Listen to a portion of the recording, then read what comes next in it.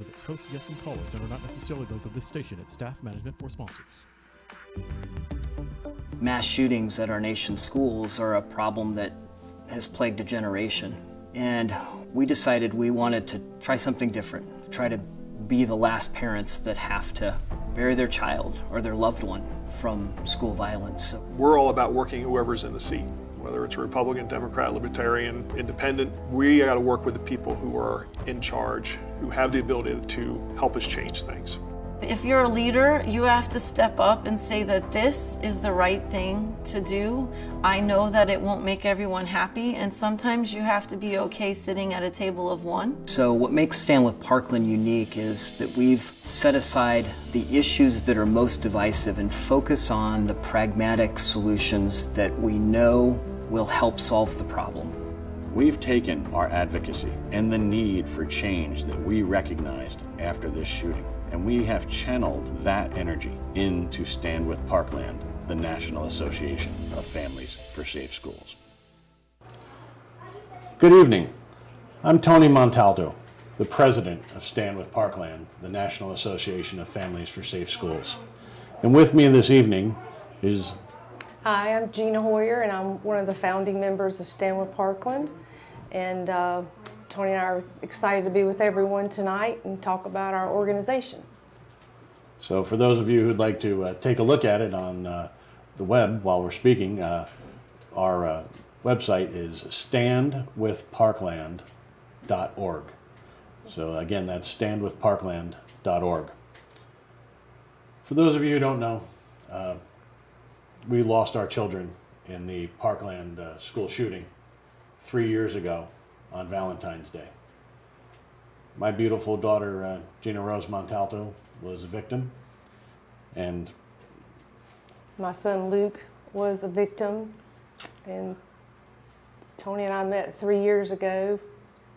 Thought we would never meet. Tony's a dear friend of mine now, and we've worked very hard together with Stand with Parkland to make schools safe. So one of the things that brought not only Gena and I together, but indeed many of the families who lost their loved ones on that terrible day, was the fact that we realized that things needed to change. The status quo was not working. That's why we all banded together to form Stand with Parkland, the National Association of Families for Safe Schools. The purpose of us joining together was to make sure that no other family has to suffer the tragedy of losing a loved one in a mass school shooting. Yes. We look at things in a little bit more holistic way than many groups. We realize that there's no one answer to stop this. So we look at the need to secure the campus, the need to have better mental health screening and support programs, and finally, if you choose to own one, we need you to own that firearm responsibly. All three of these things failed our families on that terrible day, nearly a little over 3 years ago. And when Gena and I first met, it was kind of interesting, and she's going to share the story of how we met. When I first saw Tony, we were, the families had gotten together at one of the victims' homes to get together and just bond, because all of us know how each other feels. And I spoke with Tony, and I noticed he had a pilot shirt on. My dad's in the airline industry too. And I knew Tony had lost his daughter, Gena, and my name is Gena, so I knew, sorry. It had to be hard for him to say even my name, because that's his daughter's name. I remember asking him about that. And then when I met his beautiful wife, Jennifer, I was telling her the comfort I had, because Luke and Gena were together when they were murdered. And I remember telling Jennifer that I did find some comfort in knowing that Luke was with a Gena, being that it's my name. And Jennifer proceeded to tell me that they also had a comfort in knowing that Gena, their Gena, was with Luke, because Jennifer's brother's named Luke, the grandfather's named Luke, and the nephew, right? Yes. So instantly we've bonded ever since. Tony and I go to DC, we're partners. He's the New York guy, I'm the South Carolina girl, so we're a good team. Yeah, and that's one of the unique things about Stand with Parkland. All the families who lost someone, we're all different. We all have different political flavors, different races, different religions, but the one thing we all know is the pain of losing our loved one in a school shooting. And that's one of our strengths, is when we come together, we're able to have some really meaningful discussions as we go back and forth through things and attack the problem from different sides. And again, many of these programs that we have going on, you can check on standwithparkland.org, and specifically if you go to our resources page, there's a lot of good things that'll help your family. And one of our main goals is, we always say that day, the murderer was not choosing Democrats, Republicans, race, religion, and that's why Stand with Parkland, we try to get everyone to come together and find common ground. It is not about the far right or the far left. We all need to come together in order to accomplish things, to get things done so things can be safer. And it might be small little, to first base that gets us there in the beginning, but it's those small things that are the wins and that help make the school safe. Like the day of the 14th, after the investigations, it was 3 things that happened that day. The murderer got in for the unlocked gate. We found out later on, everyone knew about him and the troubles that he caused in the community. And then the mental health professionals knew about him. And then this person was able to purchase a firearm. So we're trying to find common ground for everyone to come together and make accomplishments. It's important to realize that if you walk into a room full of Republicans or a room full of Democrats and you ask them if they want safe schools, everybody's raising their hand. There's much more on the idea of rallying together to make our schools safe for students and teachers than there is that separates us. And part of the goal of Stand with Parkland is to find that common ground and to bring people together to find pragmatic solutions so that we can move forward. For instance, right after the shooting, we were able to pass the Marjorie Stoneman Douglas High School Public Safety Act here in Florida. And that was a vital first step towards making our schools safer. And it provided money to harden the campus. It provided more money for mental health programs in schools and counselors. And it changed firearms laws here in Florida. Not only raising the age to 21, putting in a waiting period, but what's most important to us is the Red flag laws? Mm-hmm. Yes, we were very, fortunate at me being from South Carolina. We were able to set up a meeting with Senator Lindsey Graham, who was on board with us with our organization and the red flag laws. So he had a hearing to discuss red flag laws, which is really incredible, him being a Republican, and he's willing to have a hearing to discuss anything regarding any type of gun reform or firearm reform. So that was a huge accomplishment, and he and Richard Blumenthal, they have come together and they worked together on a red flag law, so we're trying to get that passed.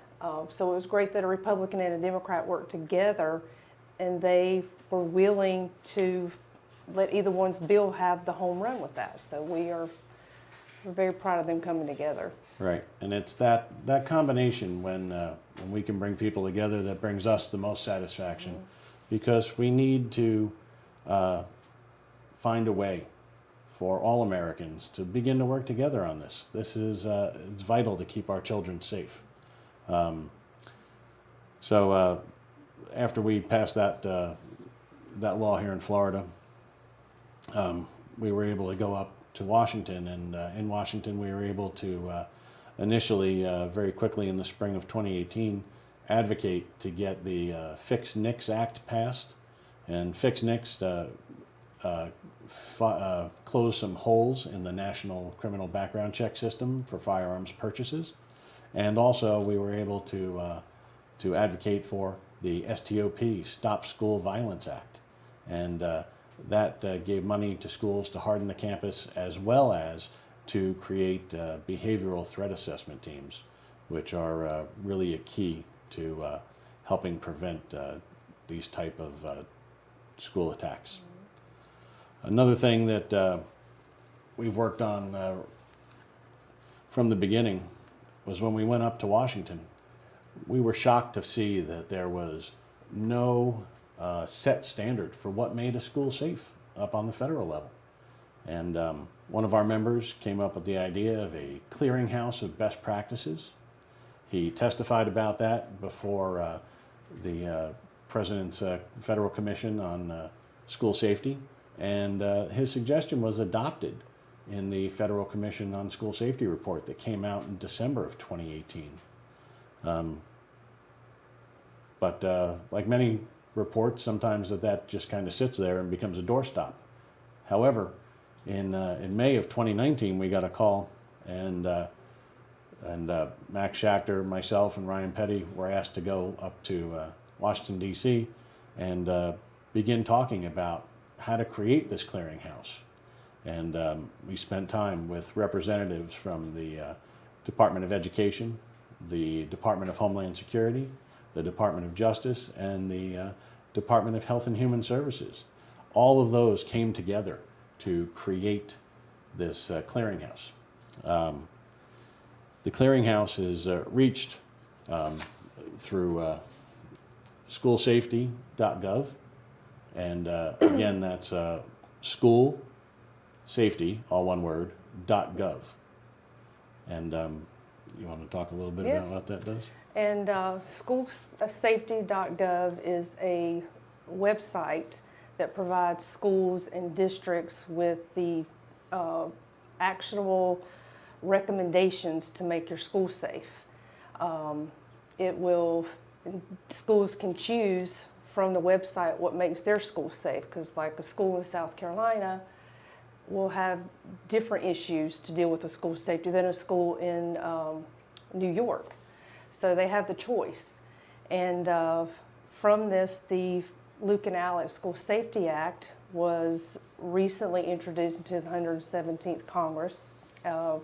As a result, my husband, who is a treasurer of Stanley Parkland, works very closely with Tony, he testified in the Senate Homeland Security and the Government Affairs Committee and also Max Schachter, to discuss all the failures that led to this massacre. And they also asked to codify to law the federal clearinghouse practices on safe schools. And that was where SchoolSafety.gov was created. And it also directs federal agencies to notify their state counterparts about this tool, and to also identify federal, state, and grant programs to help them implement these best practices. Right. It's really a one-stop shop for anybody who's able and responsible for keeping our children and staff members safe at school. Once you log on to SchoolSafety.gov, you could find anything from information on how to prevent COVID to how to change the climate and character of your school. Also, there's a readiness tool that will allow you to test your plans for active shooters and other problems that could affect a school. And if something is found deficient, the site will automatically link to federal documents that will help you solve that problem. And then once you get that, there's also a link to federal grant programs to help schools and school districts pay for the fixes that need to be done.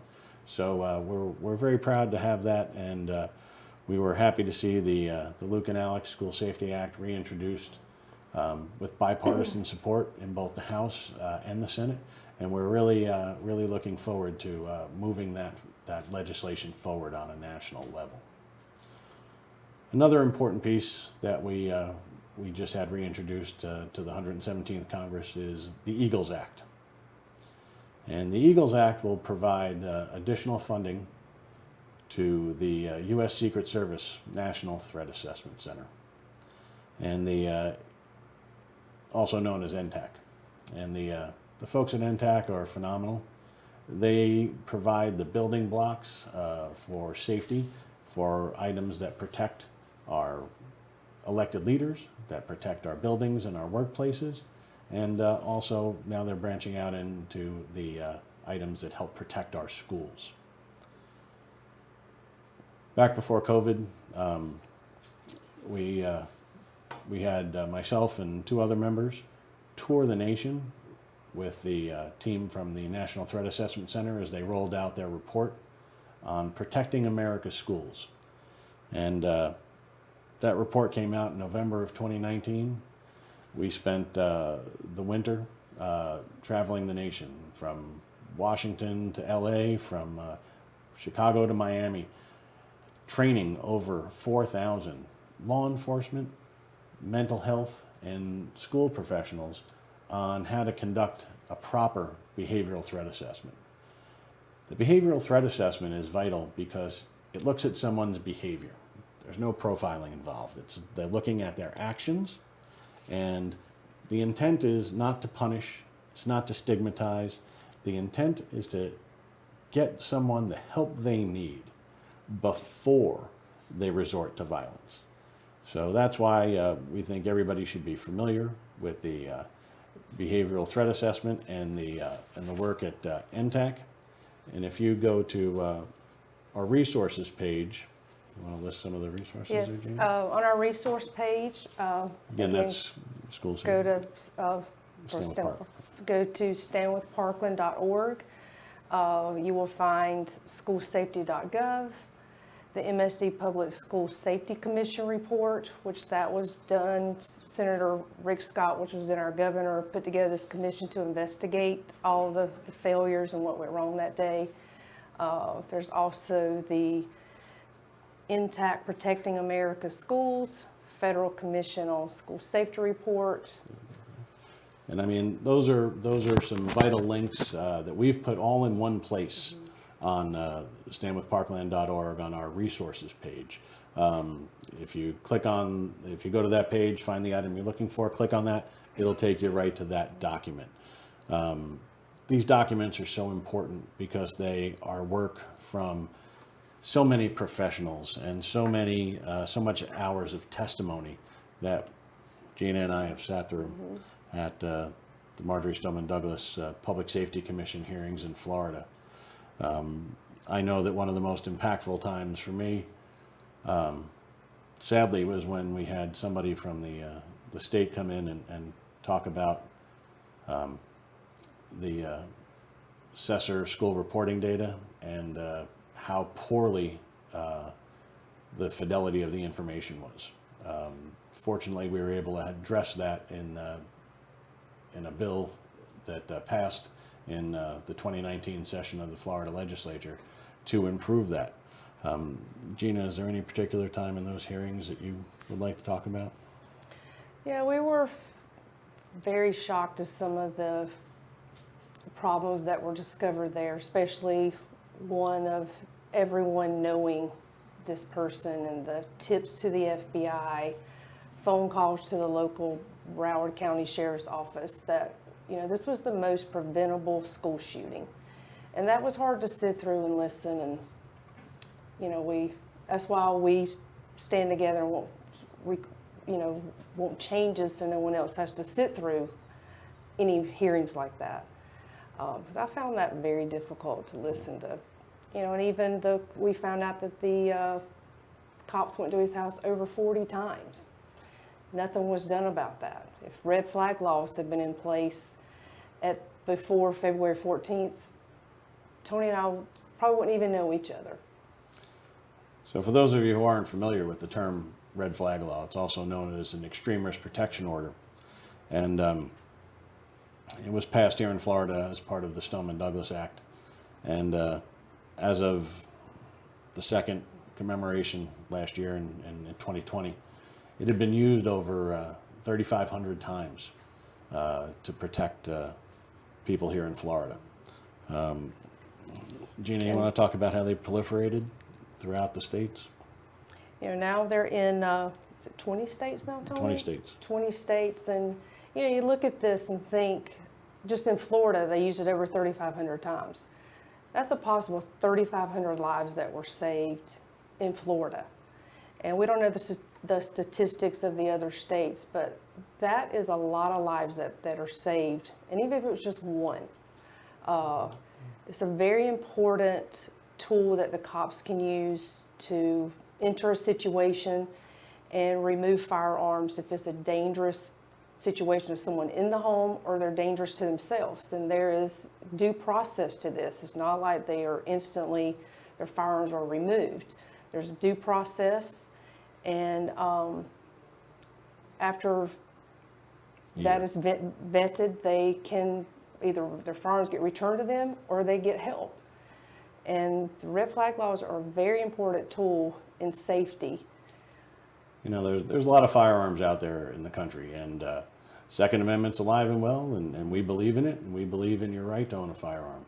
However, we do need you to be responsible with it, and so we believe that red flag laws are one of the most effective tools that we have to keep firearms owners on the straight and narrow. Again, we understand due process has to be followed, and we do have that available for here in Florida. But one of the most important things about the 15 states that have adopted this type of law since the tragedy that took our children is that the law must report to the federal national background check system for firearms purchases. And that's an important piece of the puzzle, because once somebody's subject to the state law on this, we need to make sure that they're banned at that time while they're under that law, under that restriction, from purchasing weapons throughout the nation. So connecting that is very, very important. Another thing that we believe in is the safe storage of firearms. And Gena, you want to talk about how important those are, safe storage? Yes, safe storage is a very important component of keeping everyone safe, because you know, if it's not stored properly, someone can be a little child or someone that is having a hard time thinking about suicide. If these firearms are not stored properly, you do not want them to have easy access. And you know, one thing I've learned through all of this is that even at gun shops, they're not required to have safe storage. They don't have to lock them up. So we really push for safe firearm storage. It does save lives. Yes, and we believe it's a vital piece. And you know, by safe storage, again, your nightstand is not a safe storage point. Safe storage is someplace where your weapon is not likely to be accessed by children or minors. It's also someplace where it's not likely to be stolen. And these are just very important, steps that people can take to preserve their Second Amendment rights. So if you're pro-Second Amendment, please store your weapon properly. And for those of you who are interested in finding a way to help us, again, please go to standwithparkland.org. Look at our resources page and help educate yourself on what you can do to keep your family safe. Some other things that are there, and we have not only that Federal Commission on School Safety report that we spoke about, but we have a link to the Columbia Protocol, and that's a suicide prevention tool that's very simple. Anybody could use it. It's proven effective because it was brought out in with the Department of Defense already.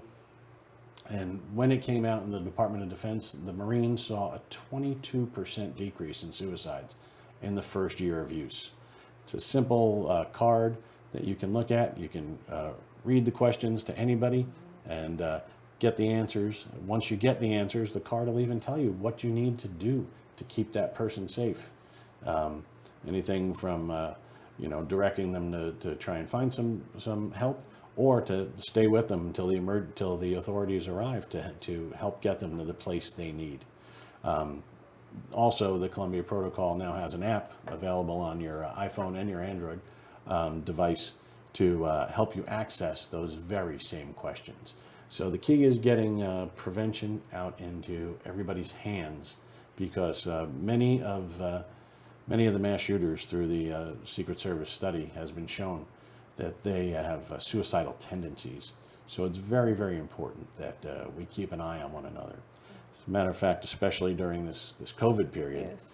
as we've seen the isolation of students and basically everyone, it's important to reach out and just check on your neighbors and see how they are. You know, moving forward, you know, we've worked really hard to make schools safe, but we also, you know, we want everybody to be kind and love each other, and people need to hug their kids a lot now.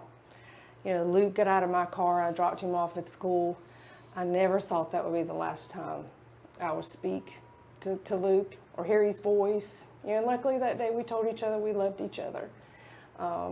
I always referred to him, he was a big boy, 15, and I always called him Lukey Bear, and he still allowed me to do that at 15. But, you know, we encourage people to check our website, standwithparkland.org, and come together with us, hug your children tighter, hug everybody tighter, and just be kind, and everybody try to come together and work together. Yes, as we see here that, you know, it's such important stuff. We also have a guide to help parents on our website, on our resources page. Again, standwithparkland.org on the resources page. And it's a guide to raising digitally responsible youth. But what it really is a guide to help parents understand what their kids are doing online these days. And it's so vital for parents to take the time to be interested in what their kids are doing, because they need the guidance from you, and they'll respect you for it. So, you know, again, Stand with Parkland has many initiatives, and we'll just tell you about the latest one here in the state of Florida. We introduced the Parents Need to Know Act, and the Parents Need to Know Act has been introduced in the House and the Senate in the Florida legislative session, and it's very important because we just had a ruling from a state judge saying that the schools had no duty to warn our families. And that should send a chill down everybody's spine who sends their kids to Florida's public schools. We really need the Parents Need to Know Act to pass.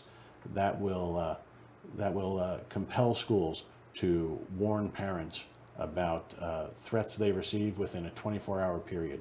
It's anonymized, it's not stigmatizing anybody, it's available so that we can officially do that and let families make the best decisions they possibly can.